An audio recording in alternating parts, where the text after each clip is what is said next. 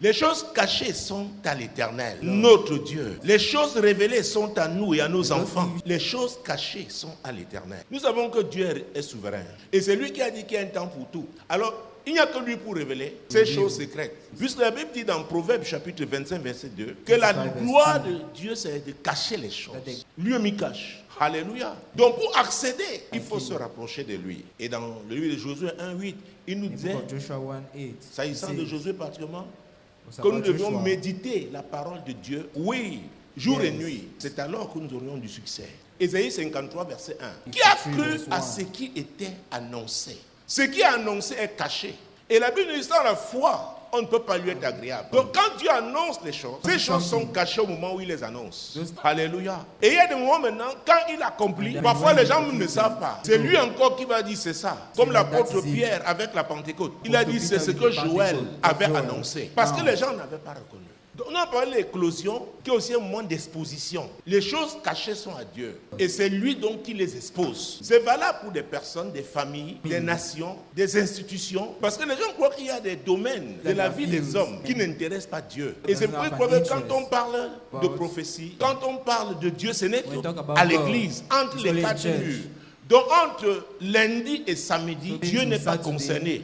C'est faux. Aussi longtemps que c'est lui qui a créé cette terre. Il dit à moi la terre et ce qu'elle renferme.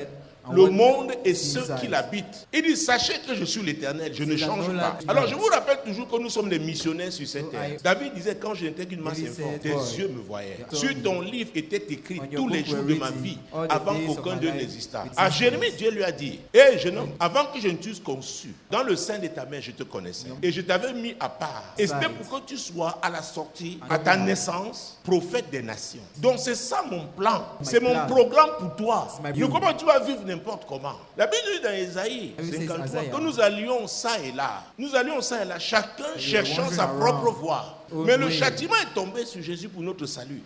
Pas parce qu'il avait péché, mais parce qu'il devait sauver l'humanité. Alléluia. Donc à partir de là, on est reconnecté au plan de Dieu, au plan originel de Dieu. Et qui va conduire? C'est le Saint-Esprit. Parce que nous savons dans 1 Corinthiens, peut-être je reviendrai dessus, 2 versets 10, il est dit que le Saint-Esprit sont de tout, même les profondeurs de Dieu. Donc ce que Dieu a dit, d'ailleurs, Job disait qu'il a été créé par l'Esprit de Dieu. Donc le Saint-Esprit est l'Esprit de la création. Il sait pourquoi tu as été créé. Alléluia. Donc tu n'es pas en train d'errer sur cette terre. Dieu fait des annonces. Au moment de ces annonces, les choses là sont cachées. Mais il dit que c'est lui qui révèle encore. Au temps marqué. Pourquoi? Il y a un temps pour tout.